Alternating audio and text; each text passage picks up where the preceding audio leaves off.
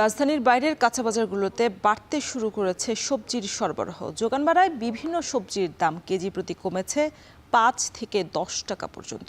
এ বিষয়ে আরো বিস্তারিত জানাতে বগুড়ার মহাস্থান হাট থেকে যুক্ত হয়েছেন রাজীব সেলিম এবং কুমিল্লার নিমসার বাজারে আছেন খালিদ সাইফুল্লাহ। তবে শুরুতেই বগুড়ার পরিস্থিতি জানতে চাই।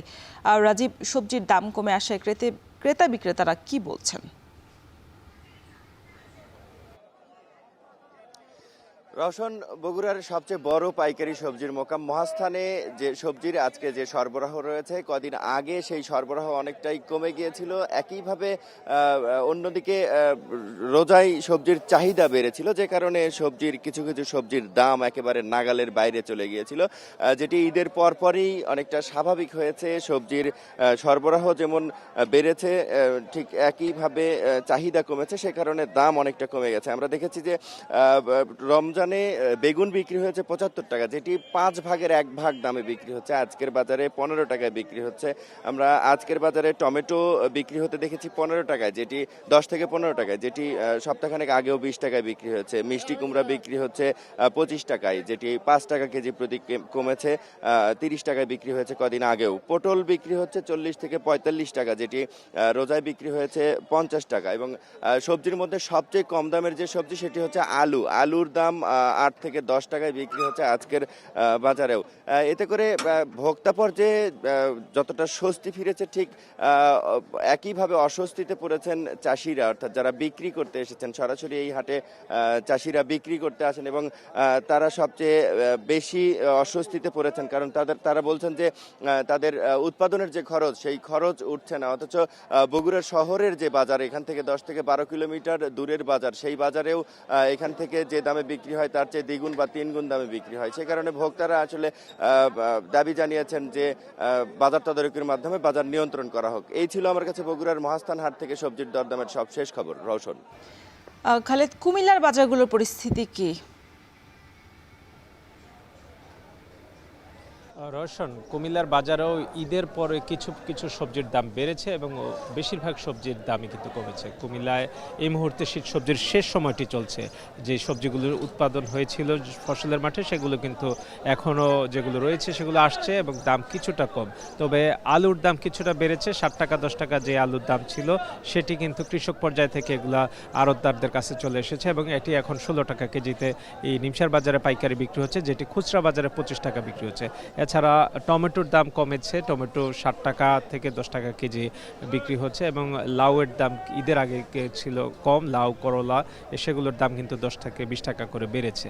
আর বাকি অনেক সবজির দামই কিন্তু আমরা কম দেখছি, যেগুলো আসলে বরবটি এবং সহ এরকম নানা রকম সবজি রয়েছে, যেগুলো সবজি আসলে দাম কিছুটা কমেছে এবং লেবুর দাম কমেছে, শসার, কাঁচামরিচ সেগুলোর দাম কিন্তু ১০-২০ টাকা করে কিন্তু কেজিতে কমেছে, যেগুলো এখান থেকে কৃষকরা বলছেন যে আমরা আসলে নিয়ে এসে অনেক সময় ন্যায্য মূল্যটা পাচ্ছি না।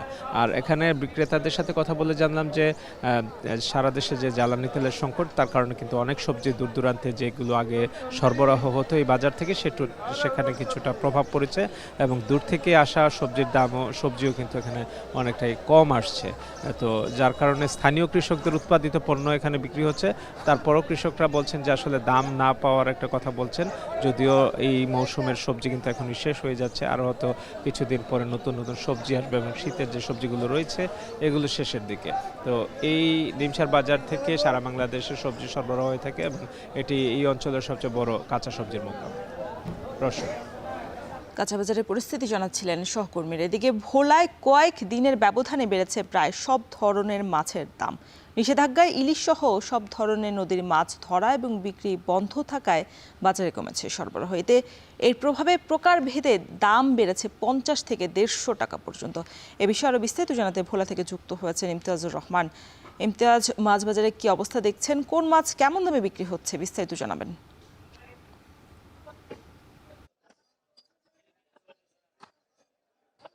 রওশন, আজকে ছুটির দিন। ছুটির দিনে কিন্তু ভোলার মাছ বাজারে অনেক চাহিদা রয়েছে মাছের। এই চাহিদা অনুযায়ী কিন্তু মাছের সরবরাহ রয়েছে, কিন্তু সরবরাহ তুলনায় দাম কিন্তু একটু তুলনামূলক বেশি বলে কিন্তু আমরা সকাল থেকে ভোলার যেই কিচেন মার্কেটে মাছ বাজার রয়েছে মাছ বাজারে দেখতে পাচ্ছি। বিশেষ করে এখানে ভোলার যে সকল পুকুর এবং জলাশয় থেকে যে সকল চাষের মাছগুলো রয়েছে তা এখানে উঠেছে এবং তা কিন্তু ডাকের মাধ্যমে তার দাম নির্ধারণ হচ্ছে পাইকারি ভাবে। এই মাছ কিন্তু তুলনামূলকভাবে স্বাভাবিকের তুলনায় 50 থেকে 100 টাকা পর্যন্ত বৃদ্ধি বলেও কিন্তু আমরা দেখতে পাচ্ছি। বিশেষ করে আজকের বাজারে কাতল মাছ বিক্রি হচ্ছে 450 টাকা কেজি, রুই মাছ বিক্রি হচ্ছে 320 টাকা কেজি এবং তেলাপিয়া মাছ বিক্রি হচ্ছে আকার ভেদে 220 থেকে 250 টাকা কেজি এবং পাঙ্গাস মাছ বিক্রি হচ্ছে 180 থেকে 200 টাকা কেজি দরে। এবং যে চিংড়ি মাছ রয়েছে চাষের চিংড়ি তা কিন্তু তুলনামূলকভাবে একটু বাড়তি দামে বিক্রি হতে কিন্তু আমরা দেখেছি। বিশেষ করে 800 থেকে 1000 টাকা আকার ভেদে বিক্রি হচ্ছে। বিশেষ করে আমি যে ব্যবসায়ীদের সাথে কথা বলেছিলাম, মাছ ব্যবসায়ীর সাথে, তারা জানিয়েছে নদীর মাছের সংকটের কারণে, সরবরাহ বন্ধ থাকার কারণে কিন্তু মাছের দাম তুলনামূলকভাবে বেশি বলে তারা জানিয়েছে। বিশেষ করে ভোলার মেঘনা তেঁতুলিয়া নদীর 190 কিলোমিটার এলাকায় যেই মাছ ধরার নিষেধাজ্ঞা রয়েছে জাটকা সংরক্ষণ এবং নদীর মাছের উৎপাদন বৃদ্ধির লক্ষ্যে, এর কারণে কিন্তু নদীর মাছের সরবরাহ বন্ধ। এর কারণে কিন্তু এই ঘাটগুলোতে যেই মাছের সরবরাহ কম থাকার কারণে এই ভোলার এই সরকারি ছুটির দিন সহ স্বাভাবিক সময়ের তুলনায় দাম অনেকটা বৃদ্ধি বলেও কিন্তু জানিয়েছে। তো এই ছিল আমার কাছে ভোলার মাছ বাজার থেকে সর্বশেষ তথ্য। রওশন। ভোলার মাছ বাজারের পরিস্থিতি জানাচ্ছিলেন ইমতিয়াজুর রহমান।